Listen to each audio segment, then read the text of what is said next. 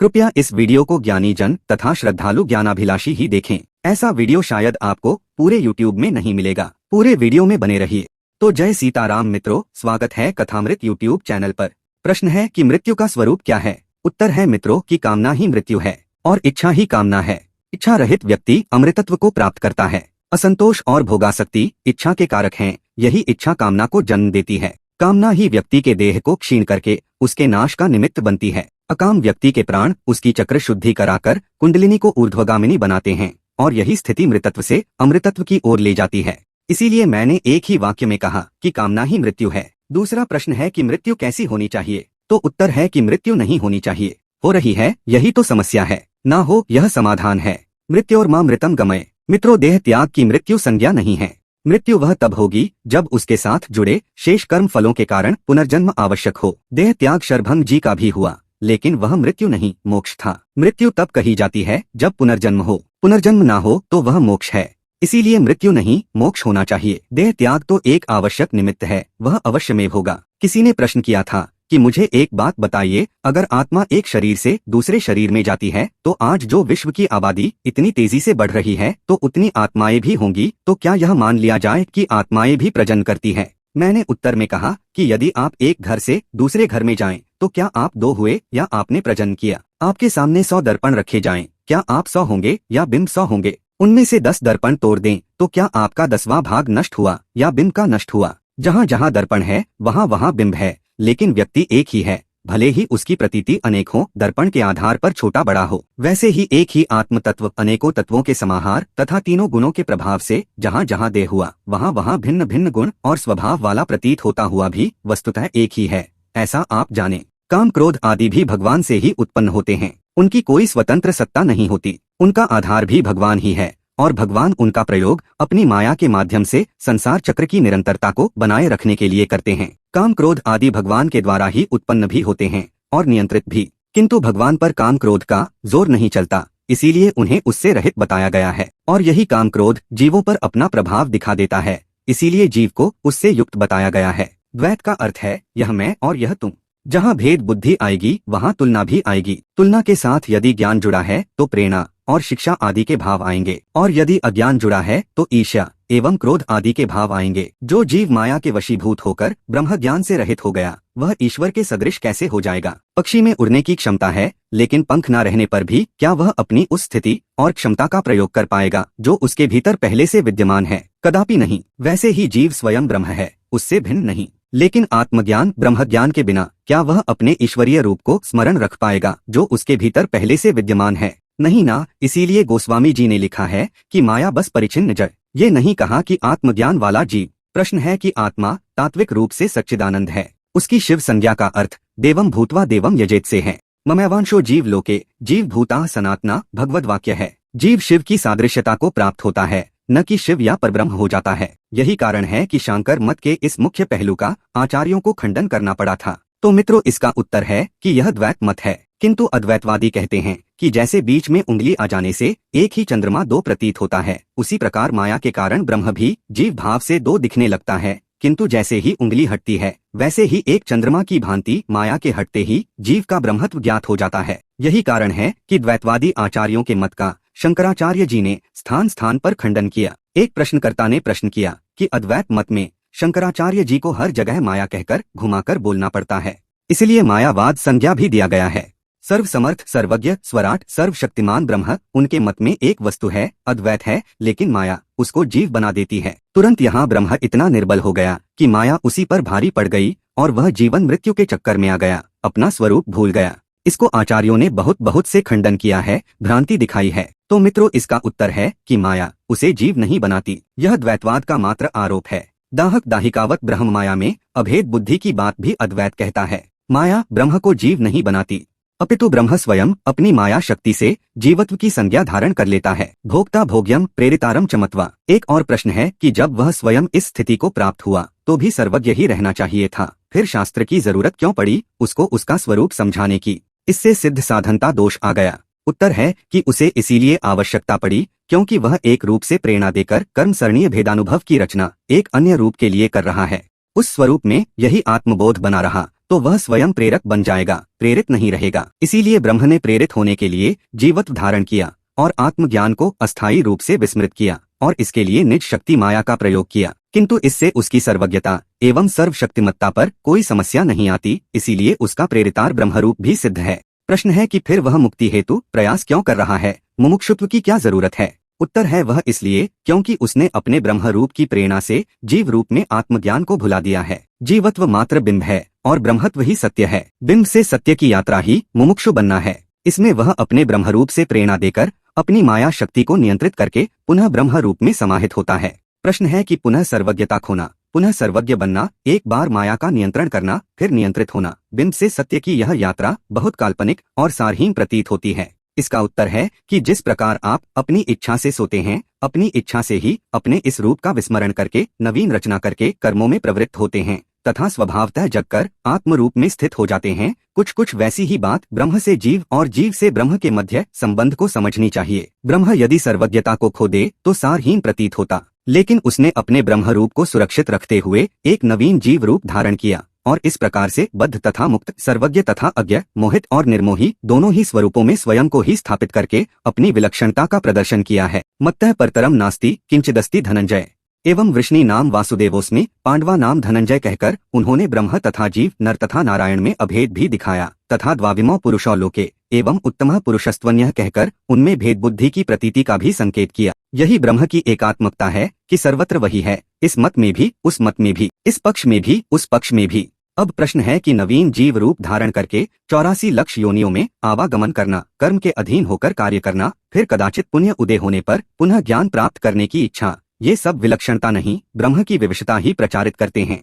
तो मित्रों, इसका उत्तर है कि प्रथम बात तो यह कि वे कर्म और लक्षण ब्रह्म के हैं ही नहीं बल्कि जीव के हैं, इसीलिए उन्हें ब्रह्म में आरोपित करना ही अज्ञान है। ब्रह्मरूप में पुरुष सर्वशक्तिमान होता है और जीव रूप में वही शक्तियों को संपीड़ित कर देता है, हालांकि फिर भी ब्रह्मरूप पर प्रभाव नहीं पड़ता। दूसरी बात यह कि जीव ब्रह्म का ही बिंब है, इसलिए उसमें ये लक्षण आरोपित करें तो बात विचार योग्य होगी। दर्पण के आकार प्रकार के अनुसार प्रतिबिंब भी छोटा, बड़ा, मोटा, पतला आदि होता है, किंतु बिंब कारक पर प्रभाव नहीं पड़ता, क्योंकि बिंब वास्तव में कारक की ही एक प्रतीत वाली स्थिति है। वैसे ही जीवत्व भी ब्रह्मत्व की प्रतीति वाली स्थिति मात्र है, इसीलिए जीव में वे लक्षण आरोपित होने पर भी ब्रह्म पर प्रभाव नहीं डालते। द्वैत को समझना और आचरण करना सरल है, इसीलिए यह आकर्षित करता है और अद्वैत के प्रति निष्ठा की हानि करता है, किंतु द्वैत का अस्तित्व भी अद्वैत ब्रह्म के बिना नहीं, जबकि अद्वैत का अस्तित्व द्वैत जीव के बिना भी है। ब्रह्म गुणों तथा माया के विक्षेप से बिंबित होता है, न कि स्वभावतः। माया ही ब्रह्म और जीव की स्थिति में भेद बुद्धि दिखाती है।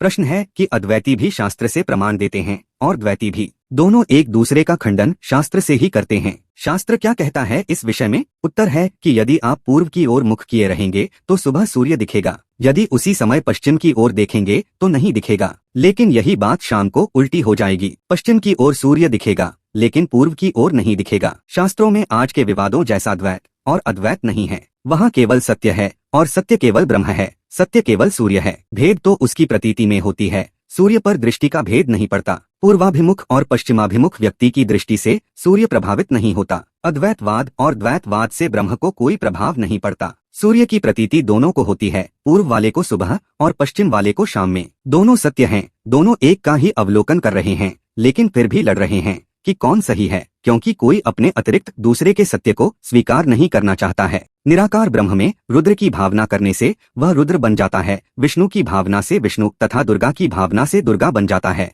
इसमें कोई संशय नहीं है। जैसे शिव हैं, वैसे ही दुर्गा है, जो दुर्गा हैं वही शिव हैं। जो मनुष्य इनमें भेद की कल्पना करता है वही मूर्ख है। देवी, विष्णु एवं शिव आदि में एकत्व की भावना करना चाहिए। जो पापी इनमें भेद करता है वह रौरव नरक जाता है। अब प्रश्न है कि क्यों संतों ने जाति भेद नहीं माना और कर्मकांड का भी जमकर विरोध किया? उत्तर है कि उन्होंने जाति भेद भी माना और कर्मकांड भी माना, बस उसे जताया नहीं। किसी संत ने आर्य समाजी और गायत्री परिवार की तरह वर्ण क्रमों का अतिक्रमण करके सबों के लिए सभी कर्म की बात प्रचारित नहीं की, साथ ही कर्मकांड के विरोध हेतु देवालय या यज्ञ मंडप ध्वंस नहीं कराए। उनके कहने का भाव इतना ही था कि भक्ति प्रधान जीवन हो तो कर्मकांड का कोई औचित्य नहीं, क्योंकि फिर तो यद्यत कर्म करोमि तद्दखिलम शंभो तवाराधन, और यदि भक्ति ही ना रही तो भी कर्मकांड का कोई औचित्य नहीं, क्योंकि अश्रद्धया हुतम दत्तम तपस्तप्तम कृतम च यत् अस्दित्युच्यते पार्थ न च तत्प्रेत्य नो ए। उन्होंने जाति के अभिमान, चूंकि जीव के अष्ट पाशों में कुलाभिमान और जात्यभिमान भी आता है, इसीलिए उसका परित्याग करके अभयम सर्वभूतेभ्यो ददामे तद्रुतम मम का भाव अपनाने को कहा। पुरुष और प्रकृति यह एक ही ब्रह्म के कर्ता और कर्तृत्व शक्ति के नाम हैं। पुरुष तत्व का समस्त ज्ञान अपने वैदिक, तांत्रिक तथा पौराणिक आयामों के साथ सार रूप में श्रीमद्भागवत महापुराण के प्रारूप में उपलब्ध है और इसी सारभूत श्रीमद्भागवत का सार अनुभागवत यानी सनत कुमार उपपुराण है। इसी प्रकार प्रकृति तत्व का समस्त ज्ञान अपने वैदिक, तांत्रिक तथा पौराणिक आयामों के साथ सार रूप में श्रीमद्देवी भागवत महापुराण के प्रारूप में उपलब्ध है और इसी सारभूत श्रीमद्देवी भागवत का सार महाभागवत यानी अपर देवी उपपुराण है। सनातन धर्म में ब्रह्म बोध कराने में समर्थ सर्वज्ञान सारभूत जो सभी वेदों में प्रतिभासित हो, जो सभी लोकों में अप्रतिहत गति वाला हो, जिसका पारायण गृहस्थ एवं विरक्त सभी सज्जन करें और जो भव सागर से पार करने में समर्थ हो, भागवत नामधेय ग्रंथ श्रेणी में श्रीमद्भागवत, अनुभागवत, श्रीमद्देवी भागवत एवं महाभागवत के रूप में भागवत चतुष्टयी की संज्ञा से युक्त होकर शोभायमान होते हैं। सनातन धर्म में जहाँ सांप्रदायिक पूर्वाग्रही जन क्षुद्र मानसिकता के कारण श्रीमद्भागवत और श्रीमद्देवी भागवत की तुलना करके आत्मनाश करते हैं, वहीं भागवत चतुष्टयी की भावना कितनी कल्याणकारिणी है। भागवत चतुष्टयी का भी सार मूल भागवत यानी कालिका उपपुराण कहलाता है। हेमाद्रि आदि ने भी कालिका उपपुराण को पंचम भागवत यानी मूल भागवत की संज्ञा को प्रामाणिक माना है। इस प्रकार भागवत चतुष्टयी, अनुभागवत, महाभागवत, श्रीमद्भागवत, श्रीमद्देवी भागवत के साथ साथ पंचमाभ्युदिक भागवत के रूप में मूल भागवत भी प्रतिष्ठित होते हैं। यह शरीर प्रकृति का अंश है और यह जीवात्मा पुरुष का, इसीलिए महिलाओं के शरीर वाले जीवात्मा भी पुरुष ही हैं तथा पुरुषों के शरीर वाले शरीर भी प्रकृति रूप होने से स्त्री तत्व से युक्त हैं। महिलाओं की आत्मा भी पुरुष है और पुरुषों का शरीर भी स्त्री यानी प्रकृति है। हम लौकिक अंगों की दृष्टि से महिला हो या पुरुष, शरीर सबका ही प्रकृति है और जीवात्मा सबकी पुरुष है। इसीलिए शरीर का निर्माण प्रकृति रूपा स्त्री देह में होता है और उसमें शुक्र रूपी चेतना के रूप में पुरुष तत्व का आधान किया जाता है। ब्रह्मचारी का शरीर भी स्त्री तत्व ही है और वह जीवात्मा पुरुष तत्व है। ब्रह्मचारी के लिए उसकी ब्रह्म विद्या ही उसकी पत्नी होती है। ध्यान रहे कि यहाँ भवसागर से पार करने वाली पत्नी कहाँ है। भवसागर से पार केवल ब्रह्म विद्या ही कराती है। ब्रह्म में विचरण करने वाले ब्रह्मचारी को उसकी ब्रह्म विद्या ही भवसागर से पार कराएगी, इसीलिए उसकी ही यहाँ पत्नी संज्ञा है। शिव रूप उस ब्रह्मचारी की शक्ति रूपा ब्रह्म विद्या ही शाश्वत मनोरमा पत्नी है, जो मनोवृत्तानुसारिणी, कुलोद्भवा और मोक्षदायिनी भी है। मित्रों, शिष्य का मन प्रश्न करता है, गुरु से उत्तरों की प्राप्ति पर वह प्रतिप्रश्न करता है। शिष्य धर्म का 5वां सूत्र है सदा विद्यानुसंहति।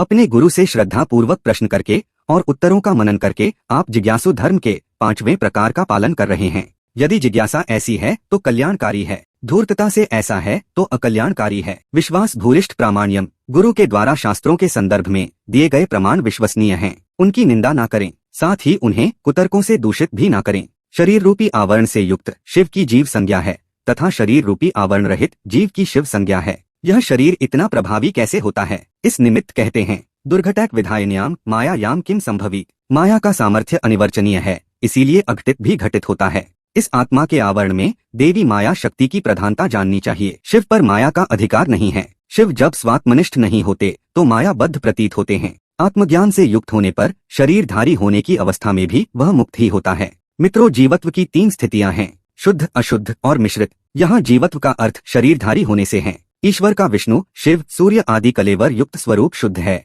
मनुष्य आदि अशुद्ध हैं तथा पुण्यात्मा वशिष्ठ, नारद आदि मिश्रित हैं। शिव तत्व ब्रह्म सापेक्ष है तो आत्म तत्व जीव सापेक्ष है। दोनों के मध्य माया अथवा विद्या तत्व ही विभाजन रेखा है। विद्यायुक्त जीव शिवत्व को प्राप्त करता है, शिव ही विद्याहीन होकर जीवत्व को प्राप्त करता है। शुद्ध विद्या का अवलंबन ही ब्रह्मलीन होना है। अहम मिदम जानामि, मैं इसे जानता हूँ। यह भावना जब दृढ़ होती है तो आज्ञा सिद्धि होती है। आज्ञा सिद्धि ही जीवत्व को ईश्वरत्व से पुनः योजित करती है। प्रपंच यानी 24 तत्वों से युक्त संसार तथा वासना यानी उसके उपभोग से जन्य सुख एवं दुख की अनुभूति को ही शक्ति कहा गया है। इससे जो भिन्न है उसी की शिव तत्व ऐसी संज्ञा है। सर्वकालम जपेद विद्याम मनसाम यस्तु केवलम। मन ही मन ब्रह्म विद्या का चिंतन सर्वदा करते रहना चाहिए। मोहित करने की शक्ति से युक्त होने से वह माया है। भोक्ता भोग्यम प्रेरितारम चमत्वा, इस औपनिषदिक वाक्य से ब्रह्म के त्रिविध कार्य रूप का ज्ञान होता है। ब्रह्म स्वयं प्रेरक होकर निजांश के माया रूप से भोग्य बनकर निजांश के ही जीव रूप से उपभोग करता है। इसीलिए मायांश से उत्पन्न 24 तत्वों से युक्त संसार भी मूलतः ब्रह्म का ही भोग्य रूप है। इसमें उसी के प्रेरक रूप की प्रेरणा ही निमित्त है, अतएव वह स्वेच्छा से ही उपभोग करने हेतु विद्याहीन होता है। यदा ममेच्छा नोत्पन्ना ज्ञानम वा कस्तदास्मि वै तत्त्वतोऽहं तथा भूतस्तल्लीनस्तन्मना भवे। जब मेरी यानी जीव की इच्छा और उससे संबंधित क्रिया ज्ञान उत्पन्न नहीं है तो मैं स्वयं भी नहीं हूँ। इस चिदानंद अवस्था में तत्वतः वह जीव भी वैसा ही चिदानंदमय हो जाता है। तो मित्रों, यदि यह वीडियो पसंद आया हो तो कथामृत को सब्सक्राइब जरूर करें। सभी को राम राम।